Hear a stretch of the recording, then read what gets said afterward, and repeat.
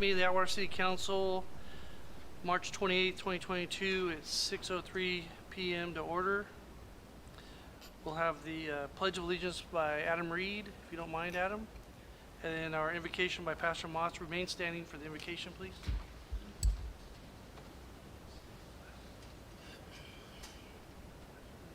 To the flag of the United States of America and to the republic for which it stands, one nation, under God, indivisible, with liberty and justice for all.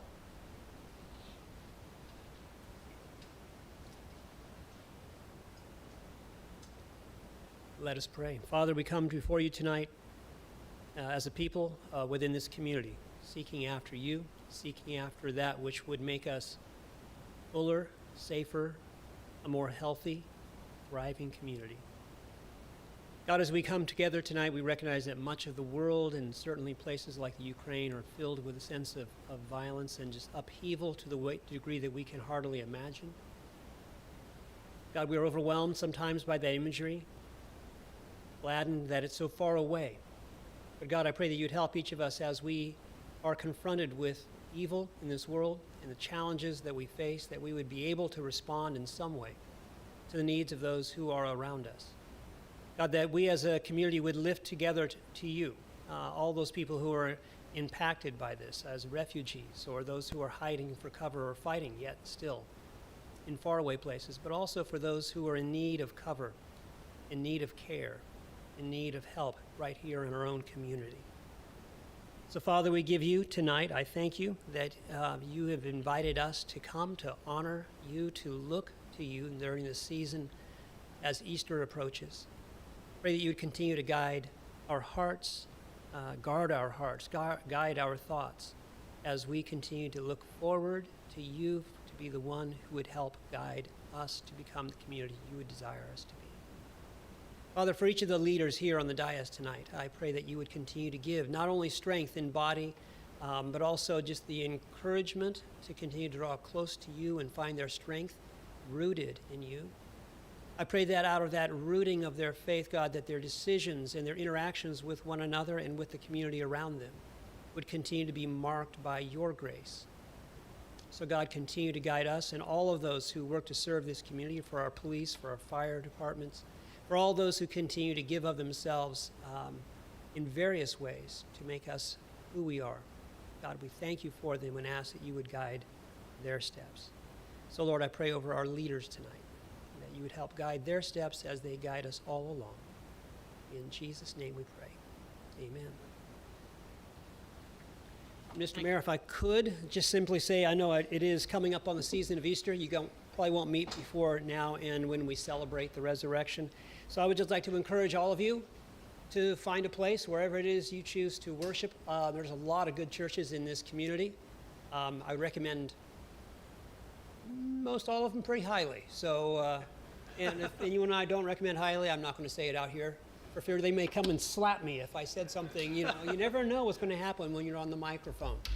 No, I would encourage all of you, with Easter coming, to celebrate the resurrection, find a place where you can celebrate and have your faith encouraged and grow into this new year. Okay? Thank you, Pastor. Thank you. Roll call. Ambrose? Here. Button? Here. Kale? Here. Raymond? Here. Creighton? Here. We have a quorum. No closed session. Subsequent need items. Mayor, there are none. Approval agenda is posted or amended. Motion to approve the agenda is posted. Second. Motion by Raymond, second by Kale. Button? Yes. Kale? Yes. Raymond? Yes. Ambrose? Yes. Creighton? Yes. Motion passes. Ceremonial matters. Ceremonial presentation with NG Services US to the Old Town USA Atwater. Please. Steve, welcome.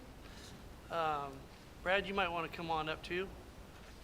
Go ahead and take it over. Steve, can you make sure the microphone's on too, Brad? Check. Yep, perfect. Thank you. Great. How are you? Great. So why don't you give us a little background, what's going on? Brad, why don't you do that? Start off with that, what Old Town is, why we're here, doing the ceremony, and So at Old Town Atwater here, we're a nonprofit organization downtown, and we're here to support local business and at the same time get the community involved in not only events and things. And we'd like to partner with the city on a lot of projects that we're working on.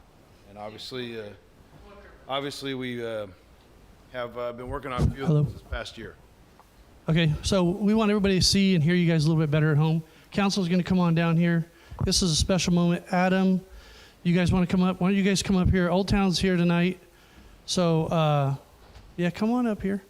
This is real special. I didn't want to just do a report. I apologize for starting off this a little bit backwards there. So, thank you for coming. I'll let Brad take it back over, and then I'll step out of the way and let you two right here. So, excuse me. So Old Town Atwater, these are some of our members, and we all came together this past year. We got really involved in the community, and we built an ice skating rink. And in the process of being able to provide an ice skating rink, not only for the town and 8,000 tickets to kids, one of the things and the projects that we wanted to work on was a clock tower. So it is very important to us to have this fixture go in downtown. We're in the process of revitalizing downtown, working where we can with the city. And I got to tell you, it's been nothing but support from this council, city manager, staff. Everybody's been really gracious with working with us. And this is what we're going to be building with your support. So we want to say thank you very much.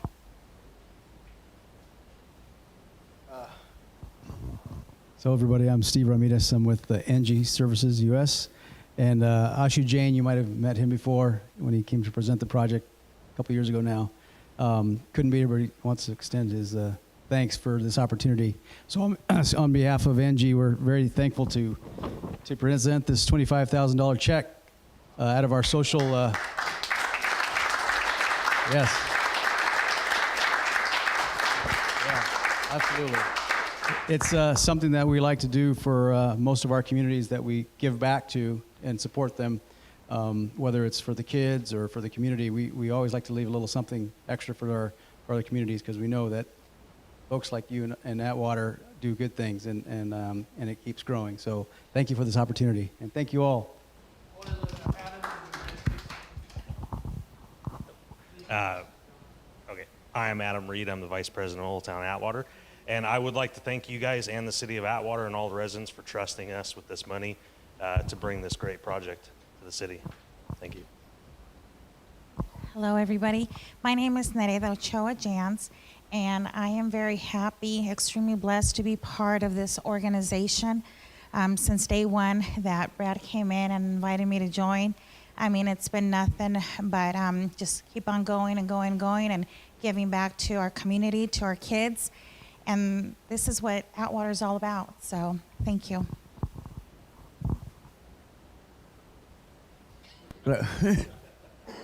So I am also a member of Old Town Atwater. And when Adam and Brad came up with this idea, we were like, with idea of the ice skating rink, we were all like, yeah, okay. Maybe, maybe not. These guys proved it. Ever since these two guys have came on to Old Town Atwater, we've been moving forward and upwards. And appreciate these guys. And in the middle of doing the ice skating rink, they said, here's our next idea. And we said, okay, let's do that. Appreciate NG doing that. I wish you was here. Not that you're not ample supplement. But it's nice to work with companies that give back to the communities that they're coming into. It was really nice. So thank you guys very much.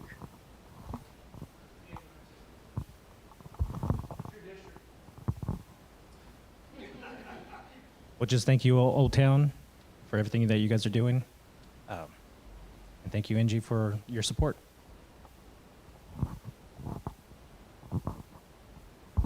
I am not a member of Old Town Atwater, but I'm very humbled to see what you guys have done in really a short amount of time. It's pretty remarkable to just see what's been done and you know, the lives you've impacted in this time. So, congrats. You know, this is great to see. For 30 years now, the city government has tried to revitalize downtown Atwater, and it's failed every single time. It takes the private sector and this type of partnership to make it work, and you guys are doing a fantastic job. Thank you guys both for what you guys are doing. You can't say better than what everybody's already said here tonight. Thank you very much. Thank you, Old Town, and thank you, residents of Atwater, for expecting and demanding and making things happen. So without you guys living here, this wouldn't be happening. So hats off to you guys. Thank you very much.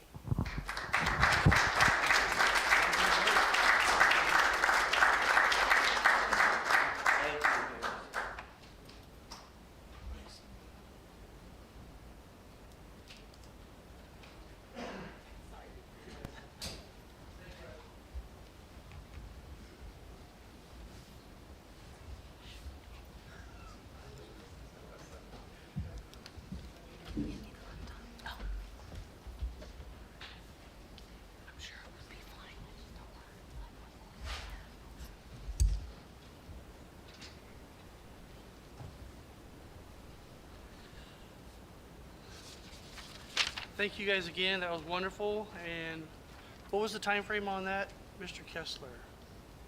The clock tower. In case somebody, as soon as I walk out here, they're gonna say, when's that going up?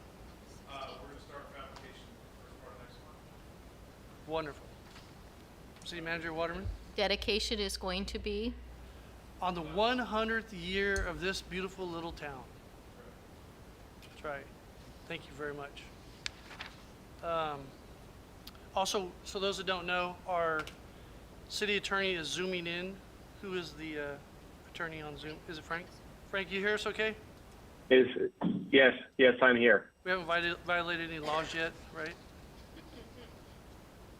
So far, so good. And I apologize that I'm a remote, but No for problem. HIPAA reasons, I won't say any further.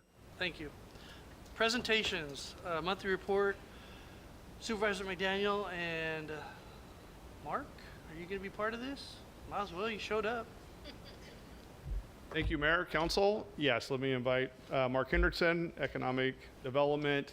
So Actually, today, he has many hats right now. So today's a special presentation because it looks like you have something for Castle Rail. This isn't your regular monthly report, is it? Yeah, this is basically the regular monthly report. And I would like to mention that I do on the fourth Thursday of every month at my mobile district office hours. And our last one last week, I actually met with Mayor Pro Tem Kale and City Manager Waterman. And they had a bunch of questions on rail district out at Castle and exactly how it may impact the city of Atwater. And at the same time, Mr. Kale said it might be nice if we do a presentation. I was going to try to coordinate it where we could bring Patriot Rail in, who is the railroad, who is going to be operating there at Castle. They also operate at McClellan. And at the same time, Mark and I chatted about it, and we figured let's just go ahead and do the presentation now because we have all the information. So at this time, we do this as a tag team. I would like to thank Mr. Kale too, because this has been a highly competitive program throughout the whole valley. We've been in some battles that Mr. Kale had my back on, and I appreciate very much. I think I said everything. He didn't have to say a thing. So.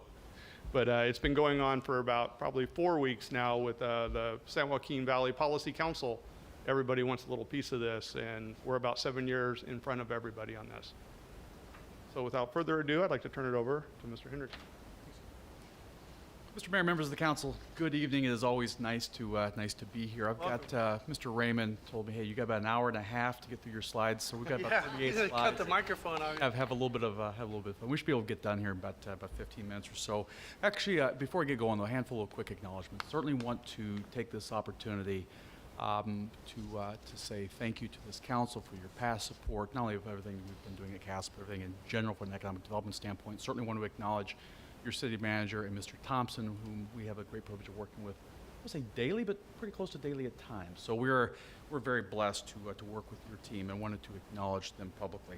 Also want to certainly congratulate Old Town. That is a, I'm going to take one step back, kind of deviate from the game plan here, kind of as a school board member as well. Very much appreciate the work that they did, obviously with the ice skating rink. My wife is an educator as well. A lot of successes there, obviously going to culminate with the development of a clock tower, which is phenomenal. But during the height of COVID, giving kids an opportunity to do something that was a little bit fun, pretty extraordinary. So to that team, I just want to say thumbs up, job very well done. So I'm going to jump into the presentation for you, and I need to go back in time just for a moment. Our board, led by Mr. McDaniel, came up with a game plan a handful of years ago, 2 cornerstone projects, one of which was all around autonomous vehicles, which I think each of you are probably well aware. We developed about a 2.25 mile high-speed oval track, urban grid system. We've got a state-of-the-art operator on site who has about 1,000 clients that they work with on a daily basis, whether it's Tesla or whether it's Mercedes. A whole host of number of companies are actually testing in our backyard. That project, for all intents and purposes, from the county's perspective, was built and developed and is actually operational at this very moment in time with a lot of activity. The other cornerstone project was all... You actually probably see the cars as they're on the back of flatbeds, the shrink wrap on them, or the cars that they don't want to expose if they're testing it. That would be true. Coming through Atwater. That would be true. So we've been very successful there, and of course that was the result of about a $6.5 million grant that Supervisor McDaniel led in concert with Assemblymember Adam Gray a handful of years ago. We were able to secure that grant through the state budget process. The other cornerstone project obviously is all about rail. What can we do to fully leverage our asset from a logistics standpoint? And truth be told, I started working on this dating back to about 2013, and then Supervisor McDaniel, a handful of years later, comes along, and we start really putting pen to paper, developing a fairly strategic game plan, all of which was really predicated upon what can we do to fully develop the asset. So, our board's vision, one, obviously, as indicated on the slide, is what can we do to advance Castle as a logistics center, again, trying to be a site of consequence for both the region, the state, and nation. What can we do to obviously develop a relationship with a short line operator, which we were successful in doing? We'll come to that here in a second. What can we do to leverage the future Atwater-Merced Expressway? What can we do to, again, leverage some of the other work that we're doing on site, as mentioned, autonomous vehicles? And then, most notably, how can we have an integrated approach with Castle Airport, taking advantage of about 11,000 acre and 2-foot long runway? Again, Castle, I think, as we all are very well aware, it's kind of unique. There's very few sites anywhere in California, in fact, anywhere in the country, we believe, that has, obviously, interconnectivity between, freight rail, obviously, future highway access, and, again, aviation. Our board, perfect, thank you, Janelle. Next slide was perfect. Our board on February 8th entered into a 20-year agreement with Patriot Rail. I'll get into who they are momentarily, but they are going to initially invest, operate, market, and develop the rail and logistics hub, initially by leasing about 6,500 feet of existing track. They're actually underway as we speak with a $1.2 million track optimization project that is going to allow them to be operational in May of this year.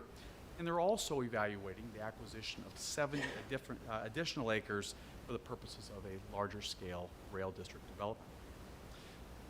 Patriot Rail is a company that we've actually had the good fortune of working with. Our board, led by Mr. McDaniel, has done a very nice job of working with this group. This is an organization that's based out of Jacksonville, Florida, has been in business for quite some time. They operate in 16 different states. The closest site to us here at Castle is at McClellan. They operate the rail system at former McClellan Air Force Base just to our north. And the one thing I will say definitively about Patriot, everything is about customer service. What can we do to serve the customer better? In fact, just to put this in perspective, our relationship with BNSF does not end. They bring things to the front door. Patriot Rail gets it to the end user. BNSF historically has been operating about 2 days per week service. Patriot Rail will immediately go to 5. So put that in perspective even further, there are roughly 500 rail cars per day currently coming in, 500 rail cars per month, per year, that's going to go from 500 per year to 8,000 per year with the existing customers. It's not even scratching the surface, which I'll get into in a second. The next slide depicts kind of what the future looks like. And really what we're talking about is the development of what would be Castle's southern corner. So what you see in red is the existing 6,500 feet of line. The area in green are the areas that they anticipate actually growing new track. And obviously what you'll see is depictions, conceptually at this point, of buildings that would be for end users, et cetera, et cetera. This is a site that, again, will be operational by May 1 with the existing tenants. But the truth be told, this is going to be predominantly driven by tomato processors coming from the west side of this county and almond processors as well. This will be a point of importance for the ag industry throughout this region. And this site, again, is going to be fully leveraged, which was always the board's intent and the community's intent to see Castle be a job center. That being said, there's lots of work to get done. Again, most notably getting the Atwater Merced Expressway built, which is going to ultimately help get things to and from. Next slide, again, as I mentioned, that track optimization, there's some initial track improvements, about $1.2 million worth of improvements that are underway today. The company is spending a great deal of time working with local industries throughout the region, not just Merced County, but as far north as San Joaquin and as far south as Kern. Again, really with the purpose of driving some growth and development with industry, most notably ag and manufacturing. As I mentioned earlier, the industries that seem to be most interested and where there's already commitments are those tomato processors on the west side of Merced County, which now we're able to actually leverage that as a strength and keep that business in the county rather than putting these trucks on the road. And that's really a key point. One thing I think is important, I think we're all very well aware, one of the concerns that, longtime concern is how many trucks are on the road throughout the valley. This is a step in the direction of actually leveraging a different type of asset, obviously rail to a better extent. And in that regard, I think this council is probably very well aware a handful of years ago, we developed a relationship with the Port of Los Angeles, but we're also expanding that. This is going to be a place where things can be shipped to and from, in particular the Port of Oakland. We're having conversations with the Port of Savannah, Georgia. Just last week I had a conversation with the Inland Port Authority of Utah. So this is not only just a regional thing, this is quickly becoming a state and intra-state opportunity. The Port of Houston is certainly in the mix as well. Again, as we think about what we can do and how we can do it, Castle is kind of uniquely positioned to help shippers with some of their immediate needs. Again, as I mentioned, they will be operational on May 1st. Next slide is going to be the first locomotive that you will see here at Castle. This is actually being painted. Their rail car is locomotive being painted as we speak. Something that Mr. McDaniel was very clear about in working with Patriot Rail is that we have a great deal of pride here in this community with regard to our veterans. And so the first locomotive at Castle is going to be paying homage to our veterans who have served our nation. Technically, the rail line is technically called the Merced County Central Valley Railroad. When you have a railroad, you have to name it. That's something you actually have to do through the Federal Railroad Administration. And so Castle's first locomotive and the rail line itself is going to be the Merced County Central Valley Railroad. So we're excited about that. That's about 90 minutes, Mr. Raymond, and about 8 minutes or something. And so I would be happy to answer any questions. Again, we've got a lot of work to do, to say the least. But this is a really significant step. As Mr. McDaniel, I think, correctly noted, he's fighting an incredibly important fight up and down the valley. This is a project that this board has worked on for quite some time. It's quite interesting, I think we find, and I think Mr. Kale has actually heard it front and center because he's been on many of the same calls I've been on recently. It's interesting when you've got communities like ours who do a lot of work to try to advance a concept, and you've got consultants that worked for you in the past that try to take your concepts elsewhere, and again, this is something that this community has identified as a priority for many years. And I think that this council should be very proud of the work that Mr. Kale is doing on the Policy Council, that Mr. McDaniel certainly is doing, obviously, again, advocating for this community, advocating for this region, as this project is a project, again, of local, regional, and statewide importance. It's something that has certainly gained some steam within the governor's administration. It hits all the bells and whistles with regard to doing a project that checks a number of boxes, everything from trying to achieve sustainability, trying to get better air quality, reduce greenhouse gas emissions, reduce vehicle miles traveled, all those things that each one of you as policymakers hear every single day that are priorities, that require your staff to come up with creative ways to get things done. We're doing the same exact thing. So with that being said, I'm going to turn it back over to Mr. McDaniel. We can answer questions. I can do a little song and dance. We can do all kinds of good things. But certainly, Mr. Mayor, wanted to say thank you for affording us with the opportunity to share with each of you just a handful of quick bullets. Again, there's a lot more information we could probably share, but in light of time, despite Mr. Ramey giving us 90 minutes, we thought we'd get off stage as quickly as we could. Mr. Mayor, that's all I've got tonight. Council, you have any questions? Well, first, I want to thank Supervisor McDaniel for standing up on this. And like these gentlemen said, we've been in calls together for the last few months, and Fresno has come up with the idea of doing the same thing, and they're looking at trying to find $1.2 million to do a feasibility study, and Darren's like, stop. We know it's feasible because we're doing it. Join with us. And so it is, like you get most politicians together, they're going to start fighting, discussing, as I've been told. But I do have a couple questions on. So there's Patriot's going to spend $1.2 million on site improvements, and is that just for the rail? Good. Yes. Actually, back up. The Mayor Pro Tem made a very astute observation, I think, and that observation being, and this is something Mr. McDaniel has been saying as well in each one of those meetings, while some are actually trying to develop a concept, we're actually implementing, right? So that's a huge difference. They don't have a site, we've got a site. They certainly don't have an airport of 12,000 feet long of runway. We do as well, and they also don't have existing freight rail or future highway connectivity. So I think the Mayor Pro Tem makes a really good series of observations. That 1.2 million is actually just a start. That's just to get them their ability to actually move some things around in preparation for what would be the first tomato processor who is going to be shipping from Castle. And that's shipping, instead of having to go to either a Modesto, a Stockton, or a Sacramento, that's going to be done here. That's going to allow them to move some things around. Ultimately, between Patriot Rail and some of their partners, transloaders, et cetera, we do expect there to be millions of additional private sector investment. One thing that our board, and I think this council will also, I think, appreciate, is our board has been very, very clear. We are not in the business of operating anything. It's not the role of government. Government should be getting out of the way to allow the private sector to find success.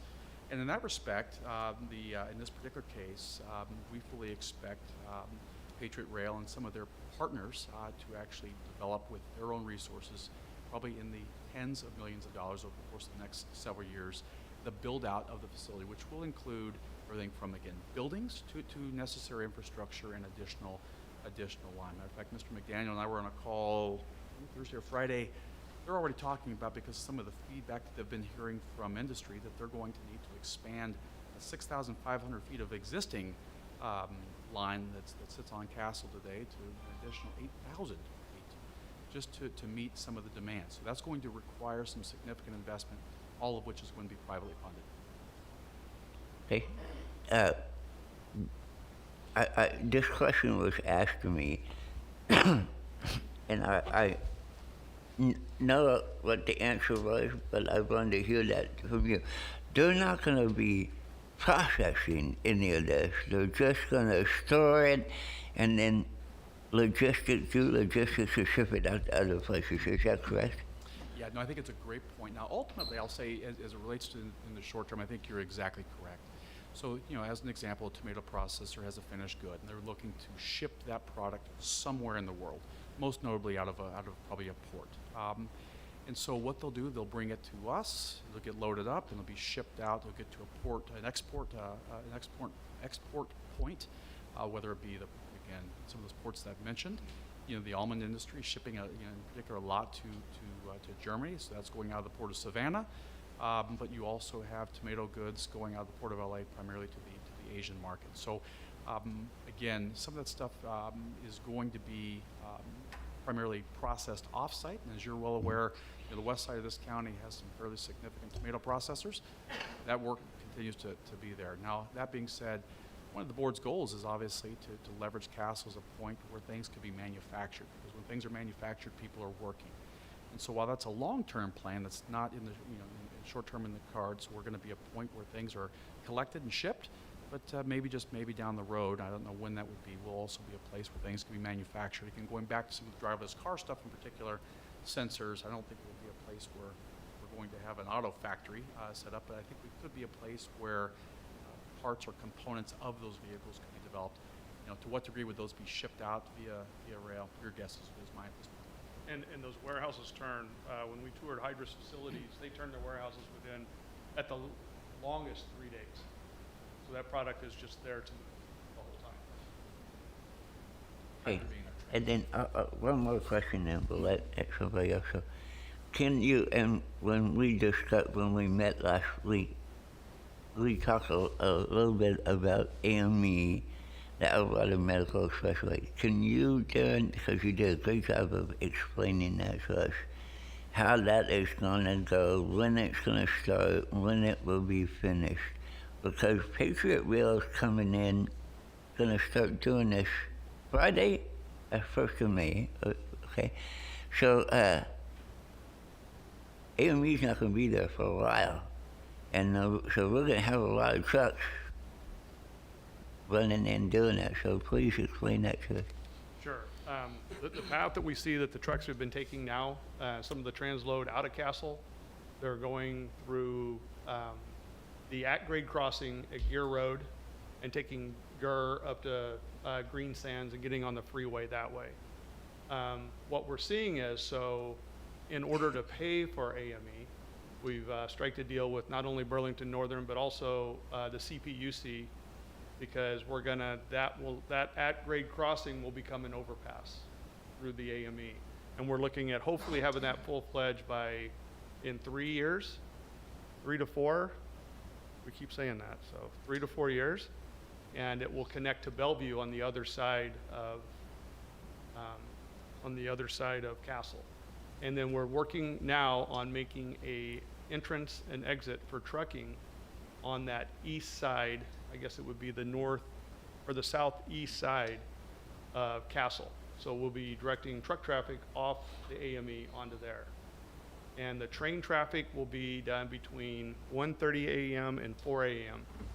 is when we'll be bringing in the trains. That's Burlington Northern scheduled to deliver train cars or to pick up train cars. Yeah, I think Mayor Pro Tem raises a really good point. He didn't ask that question, but I know that was going to be coming. I think it's a really good point, though, because one of the things we have to accept, as excited as we are, one of the limiting factors in the short term in terms of maximum growth is going to be when that road is actually built. So in the short term, they're going to do with what they got, which is, again, you've got 3 existing users on Castle with some anticipated growth with tomato processors.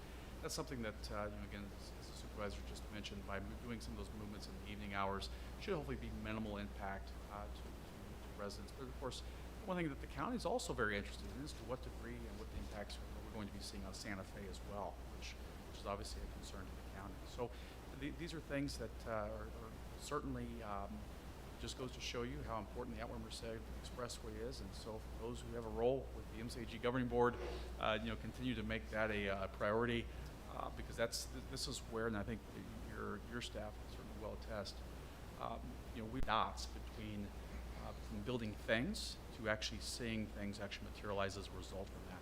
But again, the Atwater Merced Expressway is a priority. I think that the supervisor and his colleagues and his MCAG colleagues have acknowledged that for quite some time. Now we're on the cusp of actually seeing that materialize in the months and years ahead.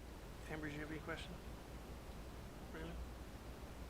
I don't have any questions. I just want to thank you guys for your efforts. Bunny? Thanks. Okay. I got one more thing, can I? Gail? So this processing, when you guys announced the Patriot Rail, I was there at the supervisors meeting. And so at that meeting, I spoke and told you congratulations. And I also said that we would appreciate that somebody off our dais would be in constant either working with that team so that we can get the information since it is right outside our back door.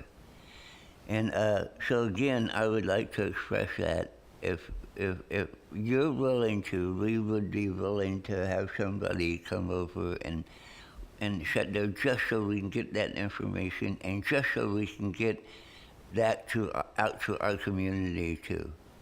Because I think that was a big mistake, and is that possible? So actually, that's actually something that's already been done. So as they are actually going to be, Patriot Rail is going to be transitioning from industry outreach to, again, trying to build demand so that, obviously agricultural shippers in particular are aware of this as a potential opportunity. We've already made them aware that one of our key priorities is for them to develop relationships outside of just the county. So I would certainly expect, Mr. Kale, that this council and your staff will be engaged, and not just this council, but other neighboring areas as well, both in and outside of this county. This is, again, not going to be just a local project. It's going to be a regional project as well. So that's something that we've already had that conversation with their leadership. So I would fully expect in days and months ahead, as that project continues to materialize and develop, don't be surprised if probably you're not invited to a meeting or two. Okay. We've teed it up for the private sector, so. Yeah, I understand that. What I'm getting at is you guys have been working on this for a long time, and I appreciate you've done a great job. And then all of a sudden, bang, here's Patriot Rail, and we'll all have questions. And we're like going, how come we were involved? And I know that a lot of times you were talking to Greg, but that doesn't always mean that it gets up to us. And I'm sure that Greg gets questions all the time, but so do we, Right. all the There time. was a time we were under a confidentiality agreement, so we actually couldn't talk about it. Again, if we had one of us on that group, then we could trust us. We do have confidentiality agreements all the time. So I would say, though, just brief reminders for some of you who were on the council. I don't believe that you were. I have, and Mr. McDaniel has presented to this council in the past. Again, back when we were in conception mode. This is an idea that dates back to about 2013, and I've been here a couple times over the years. And so I think your point's very well taken. But obviously, the county's intention of developing a site of local, regional, and state consequence should come as no surprise to the council. But your point's very well taken, and we will continue to work with Patriot Rail to fully engage a number of stakeholders, both in the private sector, but certainly the public sector as well. This council deserves no less, and we're learning a lot as we go as well along the way. So we have a board member who's committed to seeing this project through. This is a project that equates to jobs for local residents, and oh, by the way, they're actually already hiring. So, in fact, I think they're working with our workforce investment organization on trying to find people, which is a significant challenge for almost all industries nowadays. So this is going to be a project that's going to be a benefit to your residents, but also this entire county. Well, thank you. thank you. Thank you. Thank you, Mr. Mayor. Thank you.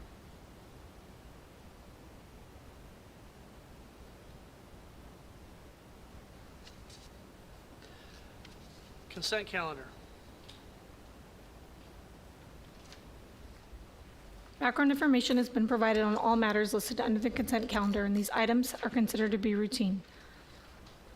All items under the consent calendar are normally approved by one motion. If discussion is requested on any item, that item will be removed from the consent calendar for separate action. Okay, I'm going to open up the public comment now. Are there any raised hand features on Zoom? Yes, Mayor, there is. Okay, how many do we have? We have one. Okay. Do we have any members inside the chambers that want to speak on consent calendar? Council, do you have any comments on the consent calendar? Yeah, I'd like to pull number 6 Okay. for discussion, and then go back around. Who do we have on the raise hand feature? Mayor, it looks like I allowed them to speak. However, they have. I'm sorry. Oh. I'm here. Okay. Who do we have? I wanted to, this is Elena Ridge, 1809 White Pines Court. I wanted to see if it was okay to make a comment regarding the railway or ask a question. No, that was just a presentation, but you can get with Supervisor McDaniel at his office or Mark Henderson at his office in the county. Thank you. You're welcome. And if you need, I'll have McDaniel still here so he can reach out to you as long as you give Janelle your information.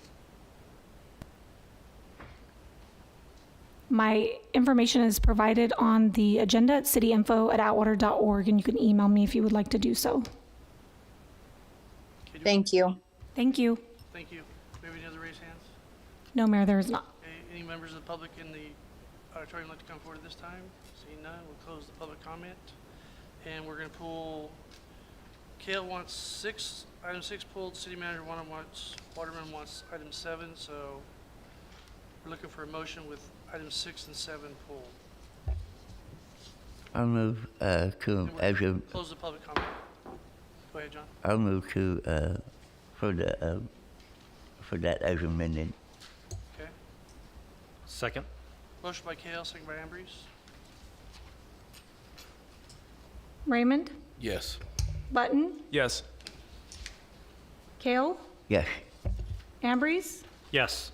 Creighton. Yes. Motion passes. Item 6, authorizing submittal of grant application to California Department of Parks and Recreation's per capita grant program and approving budget amendment establishing revenue and expense account for per capita grant fund.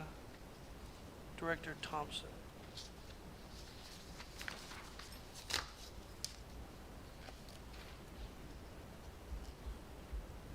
Thank you, Mr. Mayor and members of the council, for your consideration of these items this evening.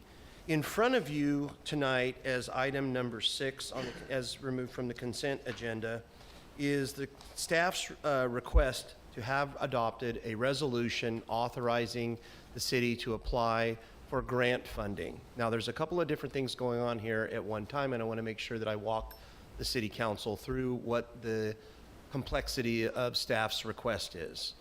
First and foremost, the city systematically removed a series of bathrooms from the public parks some time ago. The reason behind that is the continuing maintenance costs were rising for those antiquated facilities, and quite honestly, those facilities had reached the end of their useful lives.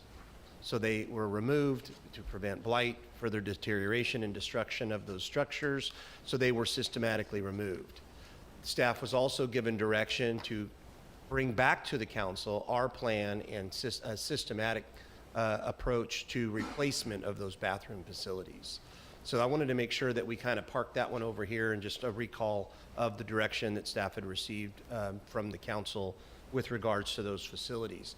The second thing I want to bring to the attention of the council this evening with regard to the Prop 8 funding opportunities through Parks and Rec, the division or department has created under the state from that proposition.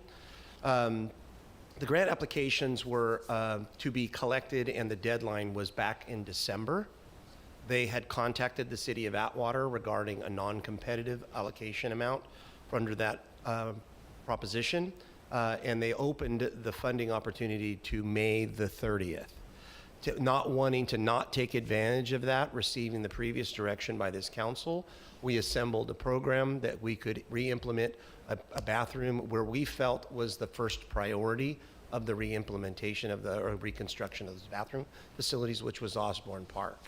So in the approach tonight would be, and the request would be a resolution authorizing staff to make that application package with the state and to authorize the city manager to execute documents on behalf, to choose a direction at the recommendation of staff on which bathroom facility we thought would be the most appropriate, get the most bang for your buck, and to do a budget amendment to show the state that we have allocation of resources to come up with our like-kind contribution to that particular program.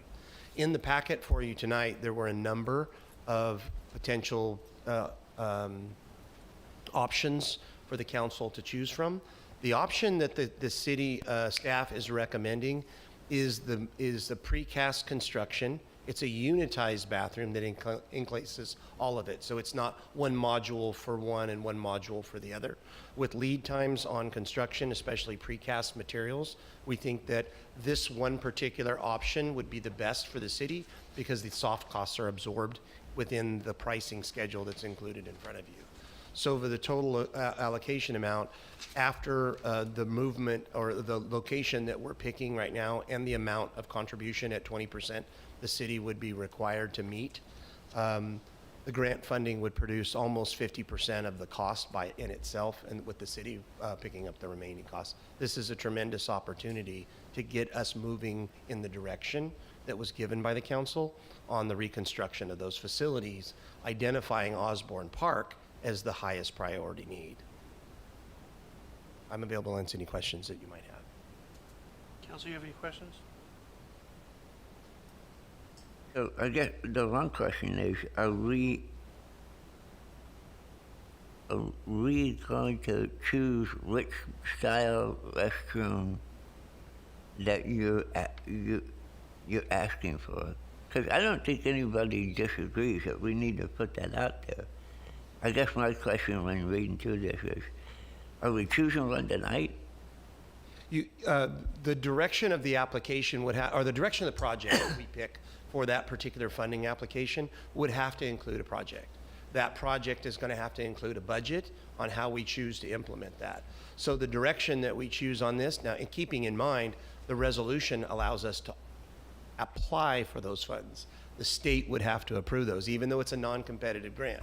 So we're going to have to come back for the implementation of the contract anyway to council. But yes, tonight we're asking you, based on the recommendation or any recommendation that we receive from council, to move forward.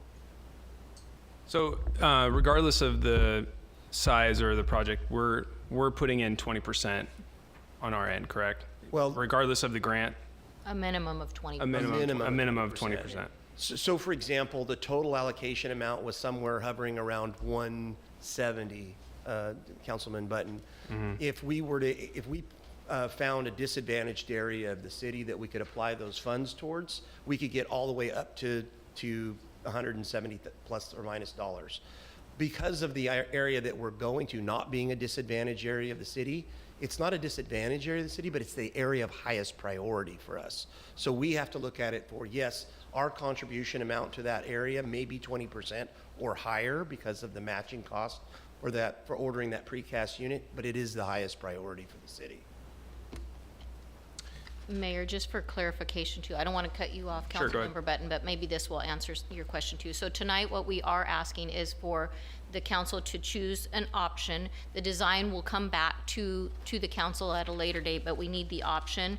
We also need the adoption of the resolution approving staff submitting the grant application, the resolution approving the budget amendment, and then authorizing and directing the city manager to sign all grant documents. And then the project itself, once the design and stuff, will come back to council at another After date. award of the grant, that's absolutely right. So Greg, what's the time frame on this grant? When do you gotta have to submit it? We have to submit by Wednesday. Yeah. And again, this is literally an opportunity to get a second bite at the apple because the grant applications close in December. We're just getting the opportunity to submit if we, So I and think- staff's rallied to try to get this done. I wanna see if Raymond has any comments, because I'm- I'm hearing some concerns that the council has. Yeah. Finish up, Councilman Okay. Button. Yeah. So another question just came up. So, because obviously we want to meet this deadline, that would be so.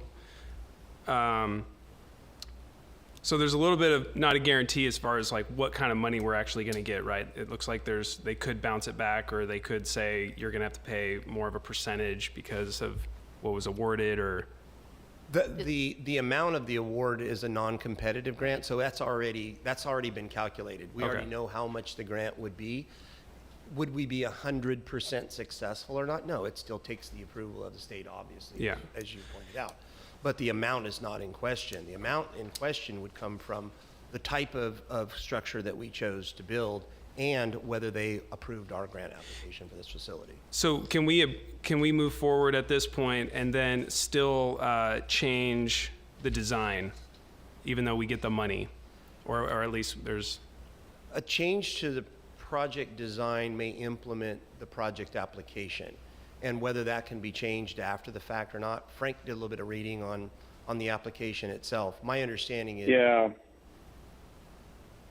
Yeah, I can try to take a stab at answering that question.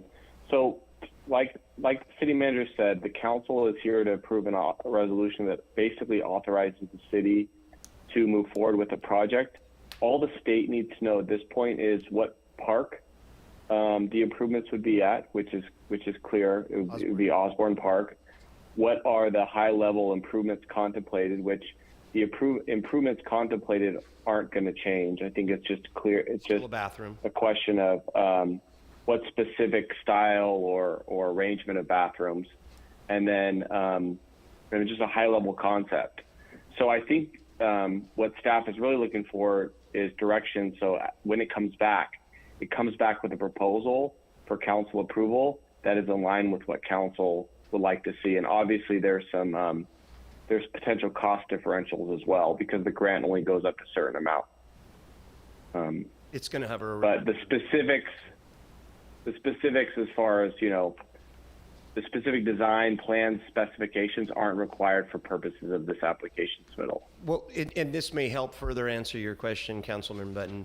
Obviously, the utility design, which may influence the type of design that we do, has not been conducted yet. So there's still some unknown variables, which may influence the type of design. But those are the kinds of details, once the project is vetted, that we need to come back to the council with. Okay. Because it seems like, and I know this is probably for a further conversation, but it seems like a lot of toilets for the park, and that's just my, I'm because right now I'm out there 4 days a week. I'm out there. Both my kids are in Little League, and there's 2 porta potties out there, and the Little League is at the largest capacity of teams it's ever had. It's basically the busiest Little League in Atwater has ever been. And if anybody's been out there Monday through Friday, it's jammed packed. And there's 2 toilets out there handling the situation out there. Is it great? It's not ideal. No.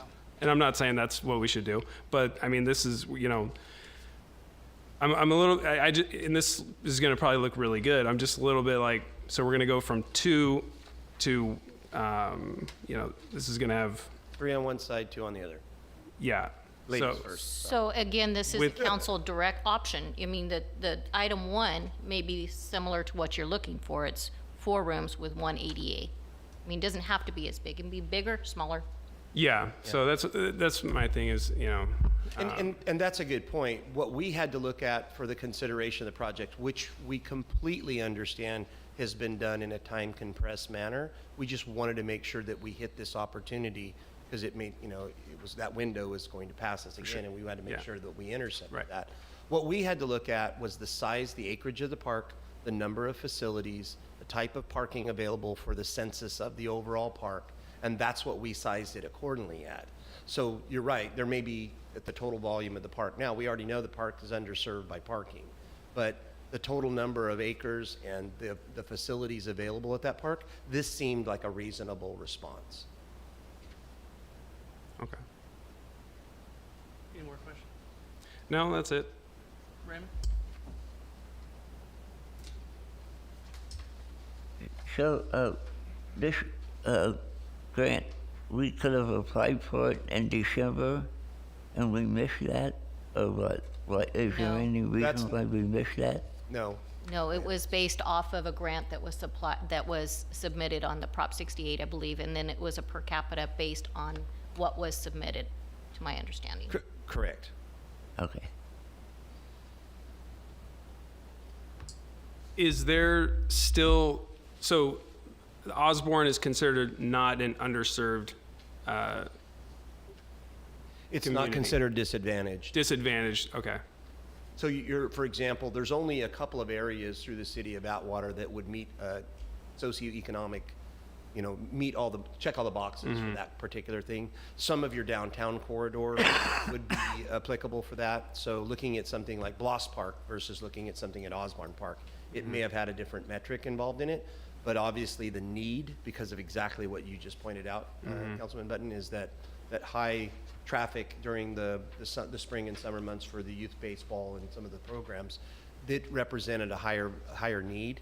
And obviously that's some of what we're receiving from the public right now as well. Okay, council direction? I'll make a motion that we approve this. Do we pick A or B in this selection? So that they to be get a clear, better- in the packet, A and B options are the same option, it's just two different vendors, so there's a cost difference.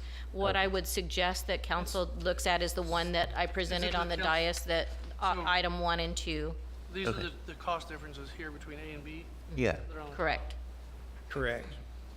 Then I make a motion to approve it then. With Which, A or B? B, apparently. You Is want the what I'm- not the 175,000, you want the 289? 289.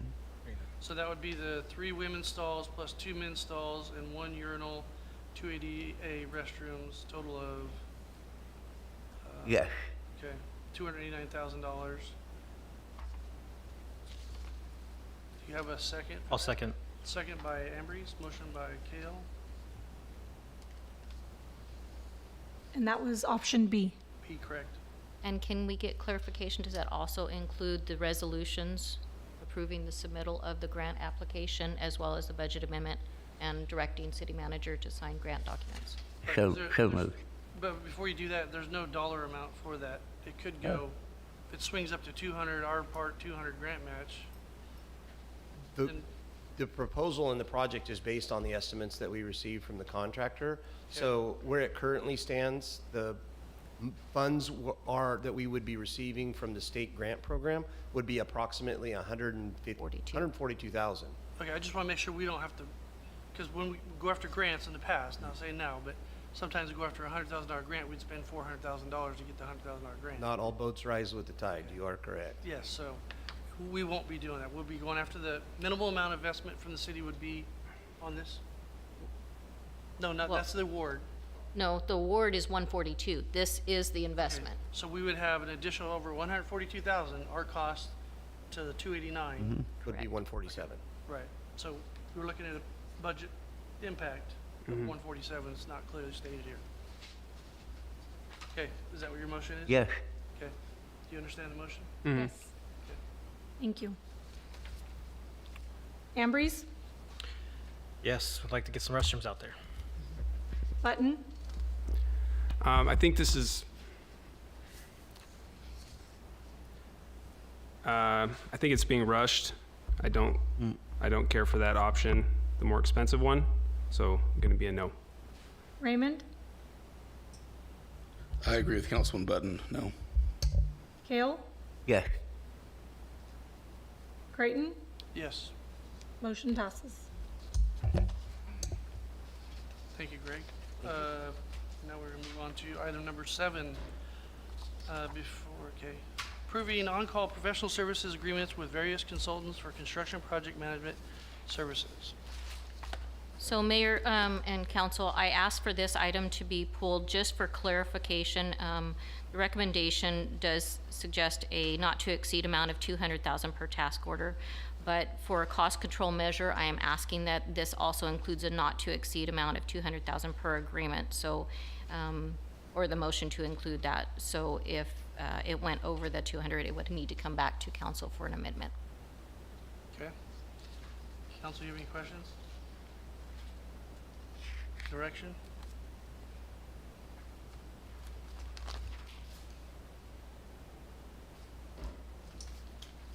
Motion to approve staff's recommendation. Second. Motion by Ambrose, second by Raymond. Button? Mayor, if I apologize, but if you could just go to public comment really quick on this item before a vote is taken. Okay. Okay. Are there any members of the public with a raised hand feature on Zoom currently? No, Mayor, there is not. Are there any members of the chambers that would like to come forward to speak on this item? Please come to the podium, state your name. Any raised hand features? No, Mayor. Nobody in the podium or the auditorium wants to come forward for this item. Close public comment. And Motion by Ambry, second by Raymond. Button, Yes.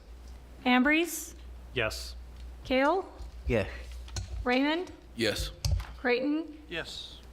Motion passes. Item 15, public hearings. Consideration of revised city council district election boundaries as required by the Elections Code Section 21601 and ordinance amendment adjusting council district boundaries. City Attorney Splendario. Good evening. Yes, good evening, Mayor. Mayor. Just wanted to introduce Henry again from our office. He will be providing the fourth and final presentation. Take it away, Henry. Good evening, Mayor and City Council. Like Frank said, my name is Henry. I've been with you for the 3 other public hearings, and today we're going to be doing our final public hearing. Can we pull up the PowerPoint presentation? Yep. I see it's up. So today we'll go over project timelines, review of the final map, and if the council agrees with the final map, introduce the ordinance to finalize the map.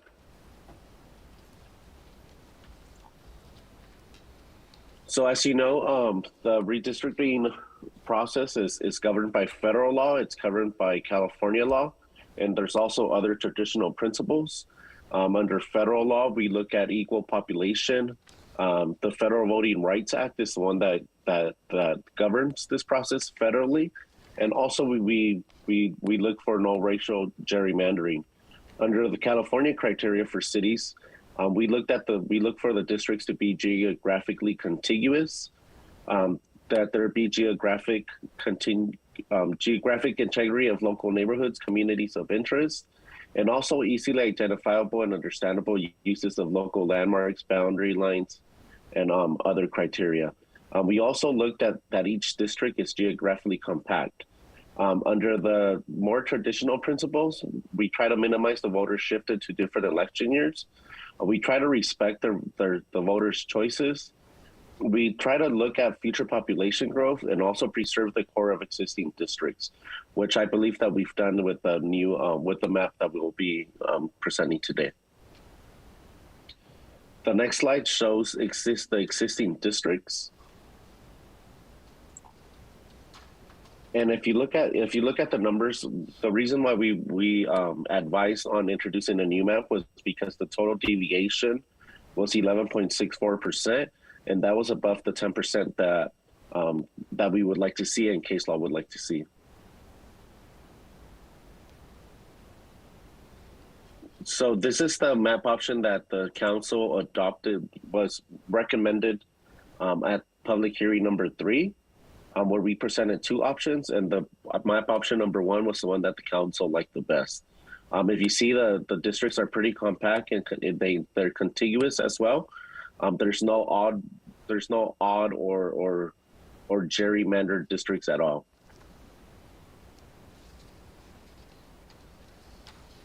Looking at the numbers, the number that we want to see is that 6.43%.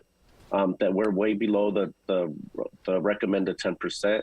If you see, the ideal population is 8,021, and we did our best job to try to do that with the numbers of each division. The smallest division is division number 1, which has 7,804, and the biggest division is division 4, which has 8,320. Like I said, it's below the 10% at 6.43%. It retains the core of existing divisions, and it shifts fairly minimal along the borders. Also, I wanted to highlight that there's a small population of voters moving from District 3 to District 1, and that's resulting in 954 people deferred from the 2022 voting cycle to a 2024 voting cycle, and also a total of 1,966 people that are accelerated from the 2024 voting cycle to the 2022 voting cycle. And if there's any public hearings this evening, we would like to hear it on the final map. If not, the council can introduce the map. If not, the council can introduce the ordinance approving the map. I'm going to open it up to public comment at this time. Do we have any raise hand features on Zoom? No, Mayor, there is not. Any members of the public like to come forward on this item, please come to the podium, state your name for the record. Welcome. Schmiller, 334 Silva Drive. Just want to mention that I live in that one area that would be moved from District 4 to District 3. I would be happy to see Danny Ambrose as my council member still, if that was the case. Although I'd hate to say goodbye to Mr. Raymond, although that's going to happen anyhow. So I just want to ask what the plan is to notify people who are being accelerated or transferred to a different district that they have been transferred, Okay. and will it change? Let the attorney answer that question right there before you go on. Okay. You stay right there. Okay. So we've had the 4 public hearings, and then this map will also be submitted to the Register of Voters. The notification process would be the same as any other election, where you would receive your ballot and you would see that you've been shifted from one district to the other. Okay, and then the second question I had is, will that change or we're only going to be allowed to vote one place moving forward anyhow, right? Well, right now, mostly, city attorney, isn't it mostly absentee ballots? Are there any polling locations in Atwater? Are we going to go back to the polling? So in those polling locations, when you receive your ballot, it'll give you a polling district and a location where to go inside that. So if your district changed, then your polling location will change. Right, so when you go down to vote, it's going to say on your ballot where to go. And if you don't have that, then we'll have additional resources and information posted. Okay. Raymond? It actually should be the same polling place because it's based on your address. And we only have, I think, 3 or 4 in the city. So that should pretty well remain. Oh, there's only one now. Okay. Oh, yeah, then. Yeah. So Okay. that's what will change. I wanted to just get that verified because I had heard that it was going to just be the community center, but I wasn't sure. So thank you. Appreciate Very good. Do we have any other members of the public like to come forward at this time in the auditorium?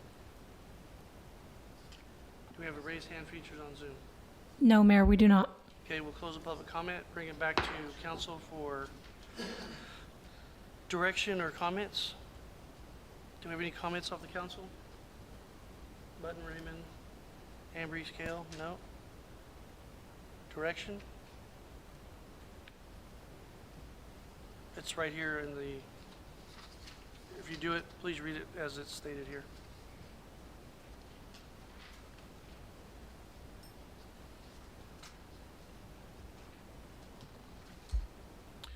Right, motion to waive the first reading of map option 1 and introduce an ordinance entitled, an ordinance of the City Council of the City of Atwater, California, amending section 2.10.020E of the Atwater Municipal Code to adjust the boundaries of the City Council election districts and to confirm such revised council district boundaries.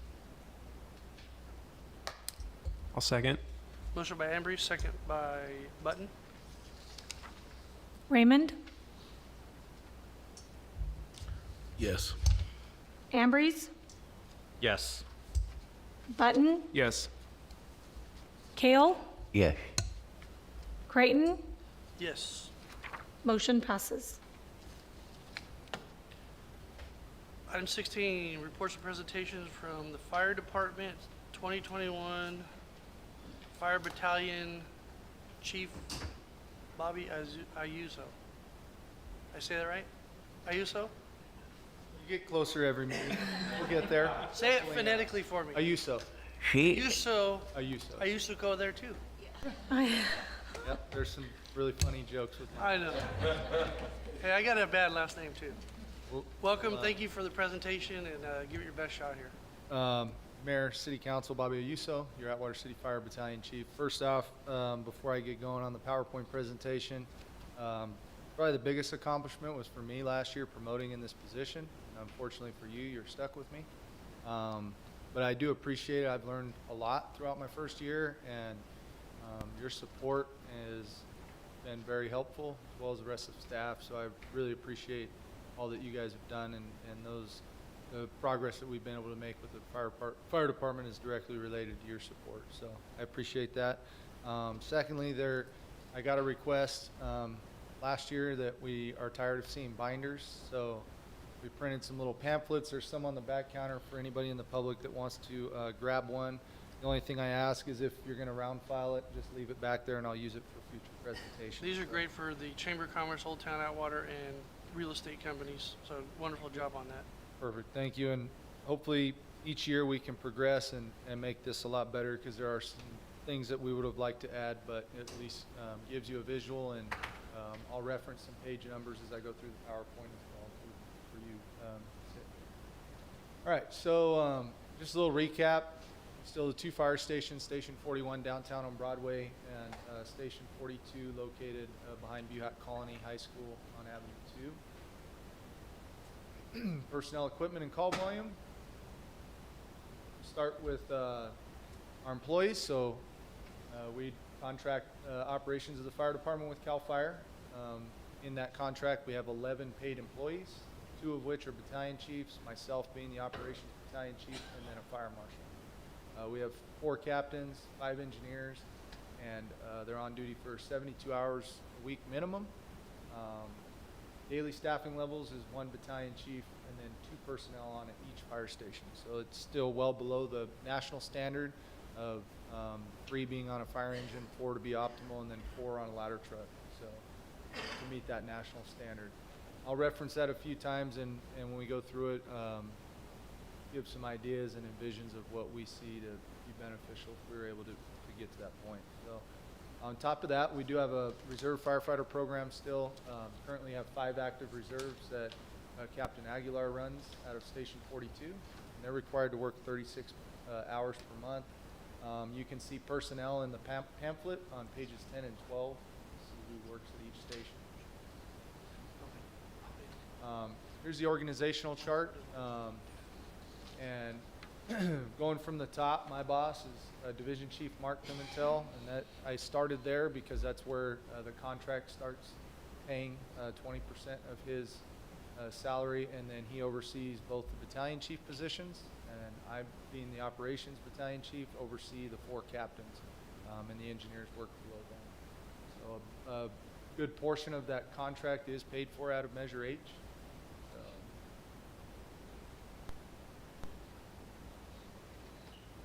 Here's the equipment. So starting at Station 41, Engine 41, that was a huge accomplishment last year, and thank you to the support. That engine is paid off, utilizing the tax measure dollars. So we're excited about that. That got put in service, I believe, last June. It's the first out engine out of Station 41, and then they still have reserve engine, which is Engine 241 there below it, to 1999.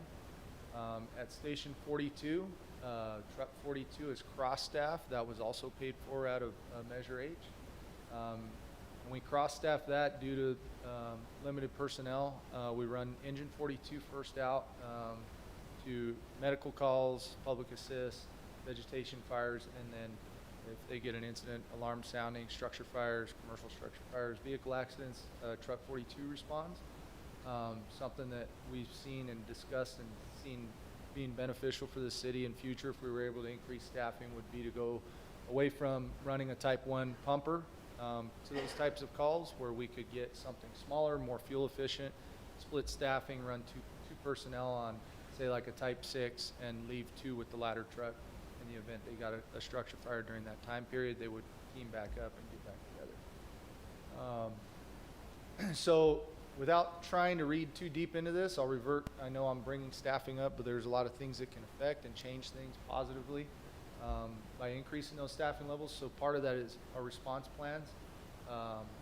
It's in the pamphlet on page 8 if you want to read deep into it, but it basically boils down at the top. You'll see on a commercial structure fire or apartment fire, which is a multifamily, you get 2 battalion chiefs, 3 engines, and the ladder truck. So we get support of 2 pieces of equipment and a battalion chief from Merced County on that type of an incident. And then just moving down residential, 1 battalion chief, 2 engines, ladder truck, so support for 1 engine from the county auto aid. And then we've got commercial vehicle fires, 1 battalion chief, engine, truck, so that's supported just in the city. Medical aids, cardiac arrest are 2 engines, which brings light to my point as far as the staffing levels, and Right now, with only having 2 personnel at each fire station, I have the ability to change these response plans each year, but we've got to do what's going to be beneficial to the city and the community. When we do that, and only having 2 people on duty or 2 personnel at each station, we send 2 engines. So if we get a medical aid with cardiac arrest in the city, both pieces of equipment are committed to that incident, leaving us open, right, to other incidents happening. So we'd be relying on the county to respond. If we were able to improve the staffing levels at some point, it would be beneficial to change those response plans where even on alarm soundings or cardiac arrest especially, we could send 1 engine and still have one available for the rest of the city. So just kind of some things that I wanted to discuss since we had the response plans up there. And Station 41, these are statistics from last year. It is the busiest station in the Madera, Mariposa, Merced unit. They ran 2,868 calls last year. Station 42, 1,859 for a total of 4,727 calls. That's an average of about 13 per day. Of those calls, you had 87 structure fires, 74 vegetation fires, and then this next one, other type fires. It's up 3%. The percentage may not seem like much, but when you look at the type of call, that's dumpster fires, that's debris fires, the nuisance incidents, it's up quite a bit from what would be normal, and it's due to a heavy population of homeless and those dumpster fires and that sort of thing. So the next one, vehicle accidents, we're up about 30% from last year.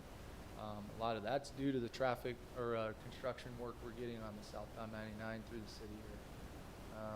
And then we ran 3,329 medical aids or public assist. So some day-to-day operations, and you can see on the pamphlet, pages 10 and 12 break this down. Within the city, we oversee all the different programs, so that whether that's hose testing, training, ladders, report writings for all of them, but we spread that workload out amongst the captains, and then it moves down to the engineers. So you can see on the pamphlet where those programs are run out of. ISO reviews, we're actually going through another review right now. We're up on our 5-year, so Captain Carvalho is working on that. We go through grant writing. We still have 2 social media pages, Instagram and Facebook. Run small equipment, SCBA maintenance, provide CPR and AED training for all city personnel. They do conduct pre-plans. They run the unit-wide ladder truck program out of Station 42. And then all miscellaneous public education and any additional items as requested. Inspections for last year. So apartments we did 220, businesses were 227, 17 schools and 26 assemblies, and that SB 1205 state mandate was for schools and assemblies, apartments and hotels. So we were able to meet that over the last couple years since that state mandate went into place. Some training courses and accomplishments. Last year we had approximately 560 hours of formal training. That's just classes that personnel attended, not including our routine shift trainings or multi-company drills that we do with the rest of Merced Division monthly.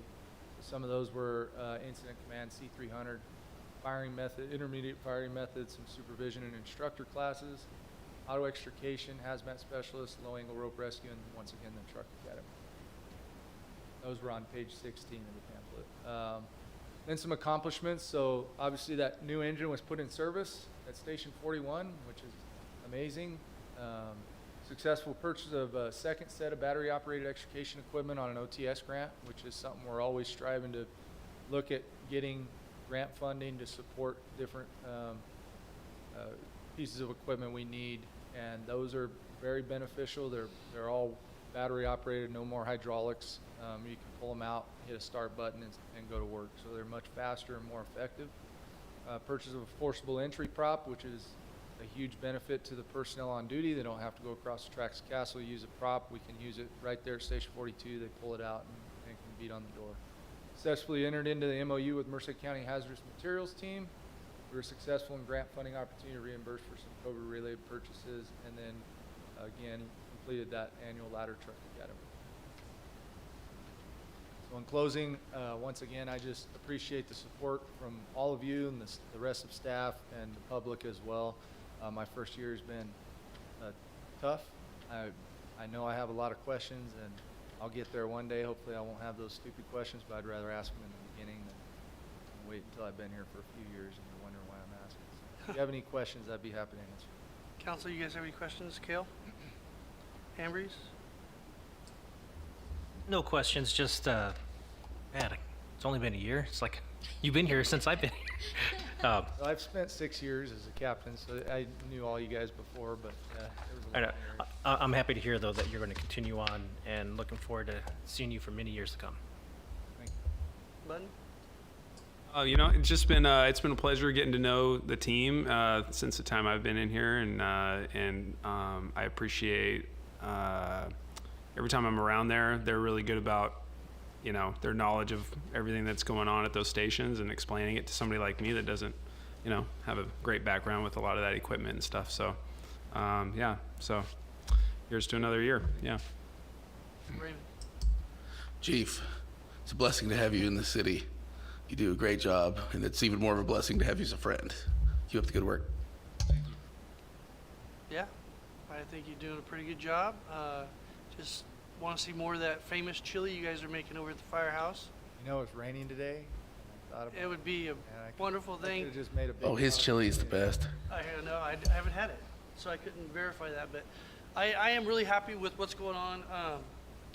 We do have a new piece of equipment we brought into service this year. You being chief, you and the city manager flew out there, spec'd it out, built it. Wonderful piece of equipment. The community wanted that, we got it. It is running around town every day. I see it. We are going on calls with it. Quantum leap forward on where we were and where we are. So, you know, good leadership, good resources from the council to those departments, police and fire. The trajectory is great.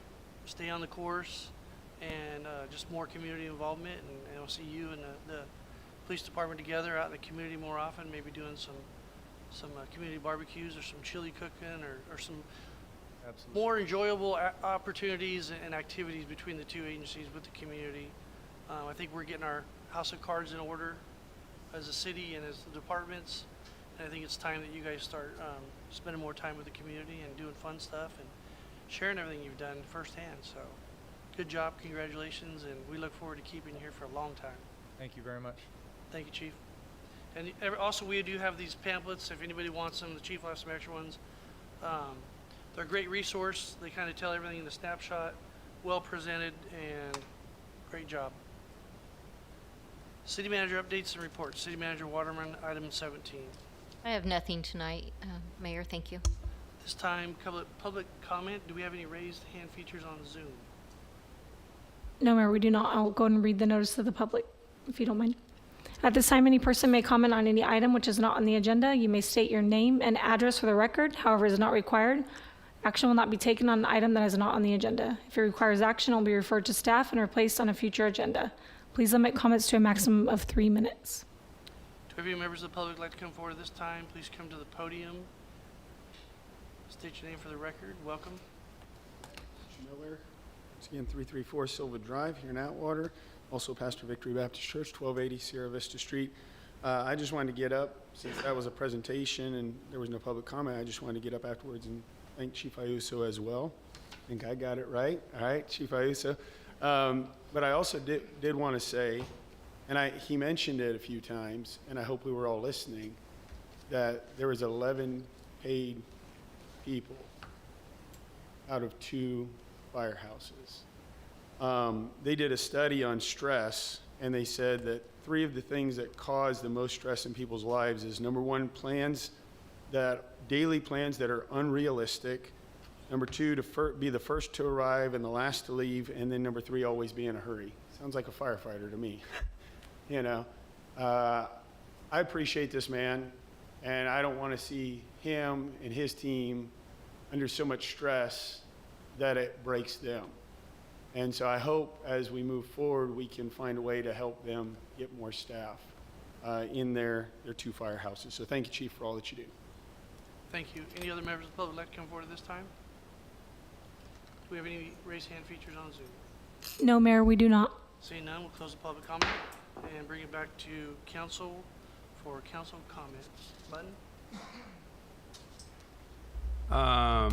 You know, just again, going back to the Little League thing, you know, everybody be careful Monday through whatever, driving by Osborne Park. It's quite busy over there. A lot of people crossing, you know, the street there and in the parking lot.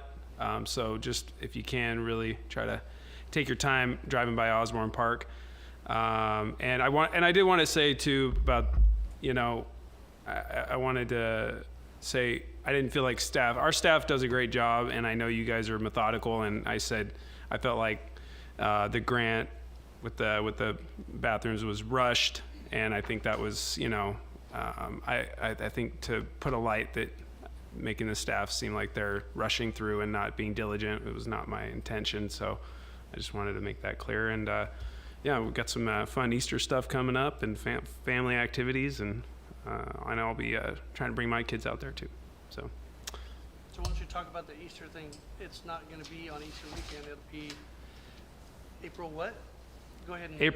Okay, all right. April 9th, Saturday, April 9th from 10 a.m. to 12 noon at the Veterans Park, corner of Bellevue Road and Buhack Road, ages 2 to 11. Bring your Easter basket, take a photo with your Easter bunny, and should be a really fun time. Okay, that's where the splash pad is located, right? Yeah.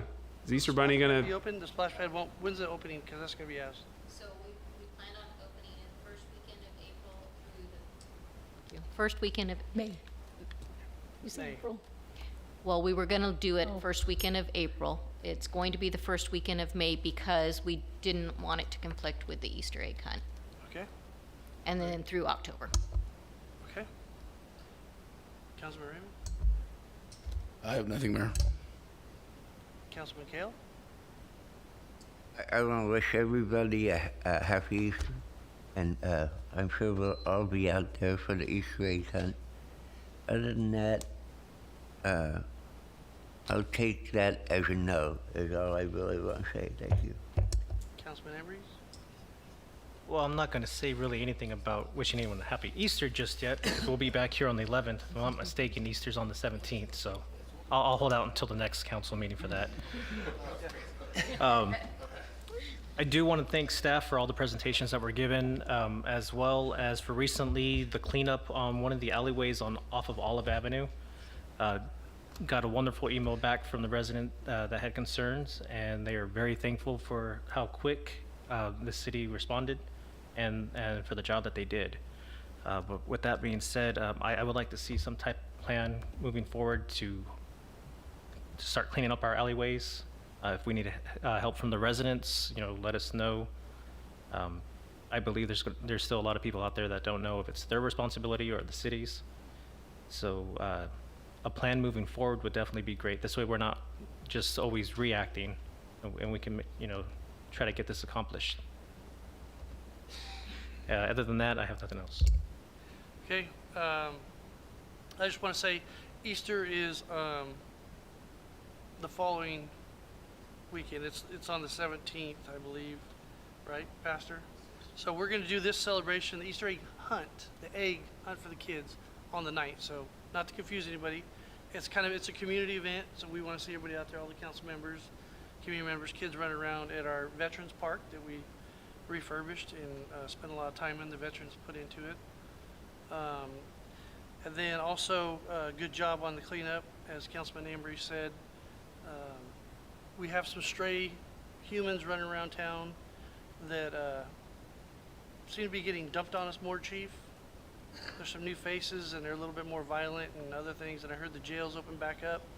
So maybe some after dark patrols in the downtown district might make some people, there's some ladies that have some hair salons downtown that are being harassed by the vagrants that are downtown. I can't emphasize it enough. Don't call you, don't call her, don't call you, don't call you, don't call you, don't call you. Call us. The faster we get those calls, the faster we put people on scene, and we are arresting people. The jail are taking bookings, including zero bail bookings, for the first time in 2 years. Very good. So they do want to remain anonymous, and that's part of our job. Is they do call us, unfortunately, instead of calling you directly. So giving you a heads up. That Yeah, it delays our ability to get there and take care of business. just sharing that there's an issue downtown after hours when it quiets down. They're kind of like the cockroaches. Oh yes. They cause nothing but havoc and trouble down there. So maybe we can. And they watch for us too. I mean, it's cat and mouse. Oh yeah, yeah. But I know you guys are better than they are, so you can snatch. They got a taste of what not zero bail was last We're a week. very welcoming community, everybody but them. Also, the Ukrainian crisis in the world that's going on, I want to say our prayers go out to everybody, the refugees, if they need help. If you guys know of anybody, or you can help or donate any way, shape, or form. It's atrocities that are going on. This is a free world. We're not ruled by one dictator or another. That what's going on over there, we should all be appalled. We should all be talking about it. We should all be standing up for what's right. Those people don't deserve what they're having done to them. And those kids and those people, it's terrible. So don't walk around with your head down and ignoring it, because it's not something to be ignored. One day it'll be here in our beaches, in our communities, and God forbid that you just turn a blind eye on what's going on. So please step up and do your part. Help the Ukrainians and help in this terrible war. So, and that being said, meeting adjourned.